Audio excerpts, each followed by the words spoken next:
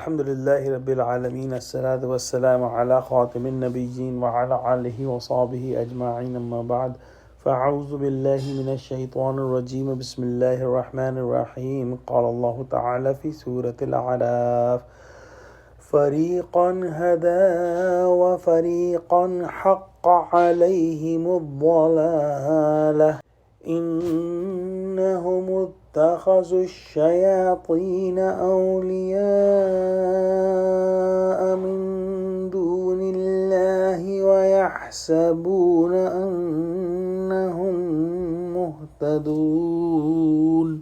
ترجمہ: ایک فریق کو تو اس نے ہدایت دی اور ایک فریق پر گمراہی ثابت ہو چکی.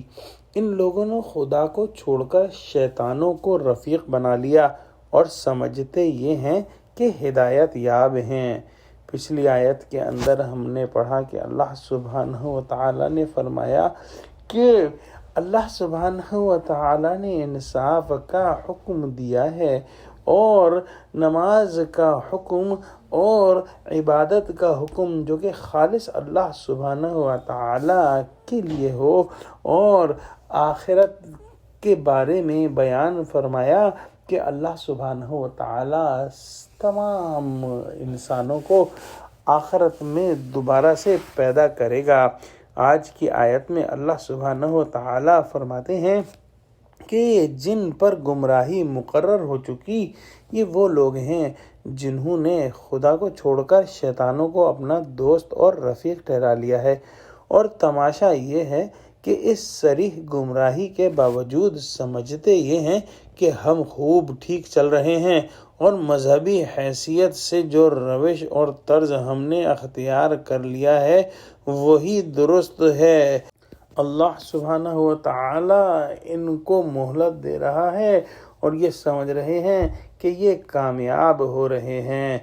اس آیت کے عموم سے ظاہر ہوا کہ کافر معاند کی طرح کافر مختی بھی جو واقعی اپنی غلط فہمی سے باطل کو حق سمجھ رہا ہو گمراہوں میں داخل ہیں، خواہ یہ غلط فہمی پوری طرح غور و فکر نہ کرنے کی وجہ سے ہو یا اس لیے کہ اس نے بظاہر پوری قوت غور و فکر میں صرف کر دی، لیکن ایسے صریح اور واضح حقائق تک نہ پہنچنا خود بتلاتا ہے کہ فی الحقیقت اس سے قوت و فکر و استدلال کے استعمال میں کوتاہی ہوئی ہے. لہذا جن چیزوں پر ایمان لانا جو ہے وہ نجات کے لیے ضروری ہے وہ چیزیں بھی اس قدر روشن اور واضح ہونے کے باوجود اس کو نظر نہ آئیں اور اس نے ان کو نہ پہچانا. بحث کا حاصل یہ ہے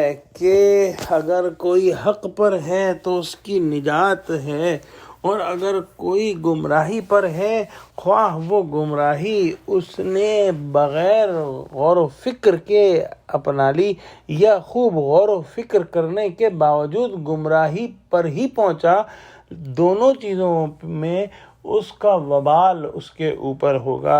کوئی یہ نہیں کہہ سکتا کہ ہم نے جو ہے وہ گمراہی سے بچنے کی کوشش کی لیکن بچ نہ پائے، کیونکہ اللہ سبحانہ و تعالیٰ نے سیدھا رستہ بالکل واضح کر کے دکھا دیا ہے. اور اگر کوئی جو ہے سلیم الفطرت انسان سیدھا رستہ پہچاننا چاہے تو اس کے لیے یہ مشکل نہیں، وہ یہ رستہ آسانی سے پہچان سکتا ہے. البتہ رستہ پہچان کر اس پر نہ چلنا یہ بہت ممکن ہے، اور بہت سے لوگ اسی ضلالت اور گمراہی میں پڑے ہوئے ہیں. دعا کرتے ہیں کہ اللہ سبحانہ و تعالی ہم کو قرآن کا فہم عطا فرما اور ہماری بصیرت کی آنکھیں کھول دے تاکہ ہم حق و باطل کو پہچان سکیں. آمین. وآخر دعوانا الحمدللہ رب العالمین. السلام علیکم.